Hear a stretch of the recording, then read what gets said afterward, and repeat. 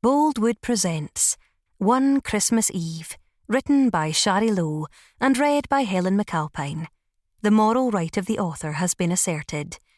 This performance is owned by Boldwood. 8 a.m. to 10 a.m. Chapter 1. Eve Quinn, 24th of December 2023. 'Twas the day before Christmas, and it was absolutely bugger all like the traditional Christmas poem. Admittedly, Eve Quinn's open-plan kitchen/living room did bear a slightly disturbing resemblance to the Christmas scene in John Lewis's window, largely thanks to Gabby, her theatrical flatmate, who loved to create dramatic scenes of wonderment. There were silver tinsel strands draped on every wall, fairy-light curtains on the windows, and fake snow on every surface.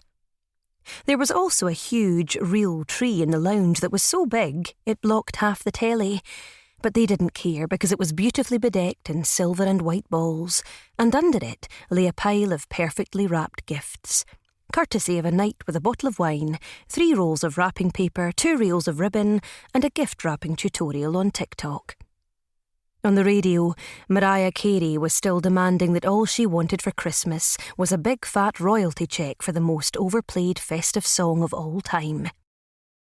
Yet absolutely none of that mattered to Eve, who was sitting at the kitchen table, staring at her laptop screen again. Staring. Still staring. Just as she'd done for varying amounts of time since the results from the Ancestry DNA test had dropped in the day before. "You're staring at it again," Gabby pointed out the obvious as she passed a skinny soy latte in a reindeer mug to her. "I know. It's because I still can't quite believe it's true." Eve took the coffee and, without breaking her gaze on the screen, spooned several sugars from the bowl in the middle of the kitchen table into the mug. She didn't have to look up to know that Gabby would be rolling her eyes at the sugar consumption. Her friend's mission to get her onto a lactose-free, gluten-free, vegan, yoga-bendy, Pilates-crunching paragon of health lifestyle had just fallen at the first hurdle of the day, for the 2007th day in a row. Eve decided she'd be better tomorrow, for the 2007th day in a row. I mean, why wouldn't she tell me? Why wouldn't anyone tell me? "Merry Christmas, Eve. Your gift is a different dad. Hope you love it." Gabby sat down on the pine bench on the other side of their kitchen table and pulled the knees. "Maybe no one knows. You might be one of those stories that they make Netflix documentaries about. Swapped at birth, and it's only discovered 29 years later when the person needs some kind of transplant, and bam!" Gabby's flair for the dramatic was ramping up. They find out that the parents aren't a match because they don't share any DNA. Then they reveal there was a mix-up in a maternity ward because a doctor had worked an 18-hour shift and was so tired that she confused the wrist tags. I think you need to check if anyone famous had a kid on the same day you were born. I've always thought you bear a weird resemblance to Nicole Kidman, only shorter and with a greater fondness for calories. Eve took a sip of her coffee and waited until her teeth stopped aching from the sweetness of it. She usually only took 2 sugars. Must have been distracted again. "Thank you, I think. Although the chances of Nicole Kidman giving birth 29 years ago in a Glasgow hospital are pretty slim, so I'm thinking there's probably a more logical explanation." "You're right." Gabby leaned forward, elbows on the table. "You were stolen. From the hospital. Your mother, St. Helena of the Holy Humour Bypass, ram-raided a maternity ward and escaped with you in her Prada backpack." "Oh, no, she didn't." "Oh, yes, she did." The non-Kidman-like dimples on Eve's cheeks deepened as she smiled.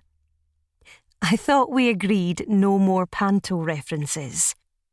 Gabby, a half-American, half-Scottish actress, was playing Cinderella in the Christmas pantomime in Glasgow's King's Theatre, her biggest role since moving to Scotland from Los Angeles almost 6 years before. So the last few weeks had been peppered with the traditional panto haulers of "He's behind you" and "Oh, no, you didn't." And yes, Eve had pointed out the irony of an aspiring actress moving from Hollywood to Glasgow and landing an acting gig. After growing up in California, Gabby had originally come on an extended trip to spend time with her Scottish dad, who'd returned to his homeland after a holiday romance in the 80s had resulted in a 20-year marriage, 2 adult children, and an amicable divorce. While Gabby was visiting, she'd made a spontaneous decision to audition for a job in a TV campaign, landed the role, and had never left. A few months in, she'd signed with a talent agency in Glasgow, immediately clicked with her booking agent, one Eve Quinn, and shortly afterwards moved into Eve's spare room. 5 years later, Gabby's resume now included several commercials, and oh yes, she did, 4 pantos under her belt. Of course, it had helped that Eve had her finger on the pulse of every acting, singing and extra role north of Carlisle. Gabby immediately became her priority client, a status that arose from both her absolute belief in Gabby's talent and her absolute requirement to have half the rent paid on their second-floor flat in the Merchant City area of Glasgow's city centre every month. The wild, messy bun on the top of Gabby's head wobbled as she nodded. "You're right. We did agree to stop the panto references. And just to digress from your whole who's the daddy situation for a second, can I just tell you that I've explained the concept of a panto to my mother every year since I got here, and she still doesn't get it," she mused, changing the subject as she often did. Gabby's attention span ran at an average of 30 seconds per subject, unless it involved movies, TV shows, job opportunities, or Michael B. Jordan. "What did you go with this year?" Eve asked her, amused to hear Gabby's latest explanation of pantos to her American mum. Gabby sighed. "A traditional British family Christmas theatre comedy show based on fairy tales that encourages audience participation. Something in my mom's Malibu psyche blocks her from comprehending that it could be fun. She says it sounds like her worst nightmare." "It's my worst nightmare too," Eve replied. "Well, almost. Apart from, discovering that the man you thought was your dad is most definitely not your dad."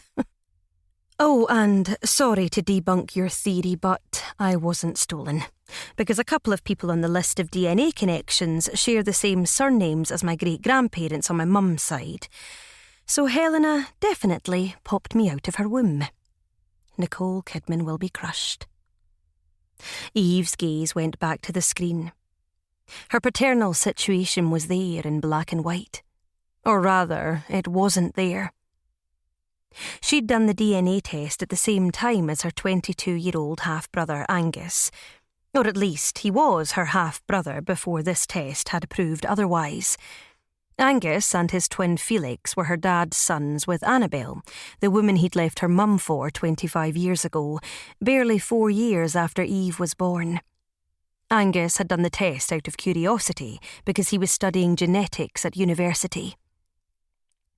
Eve had joined in the experiment partly so they could compare results, and was interested in finding out if she was second cousin twice removed to someone interesting, maybe royalty, or a serial killer, or Delilah, the old lady who lived upstairs and banged on the floor if they spoke in anything louder than a whisper.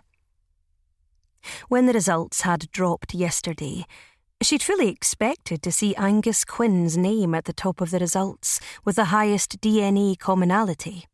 But nope, no sign of him, or any of their cousins on that side of the family. In fact, on the paternal side of the family, there were only a few names and she didn't recognise any of them. She'd waited for the shock to wear off, then emailed the top one through the message function on the website. Bethany Muldoon. Location, Glasgow. Relationship.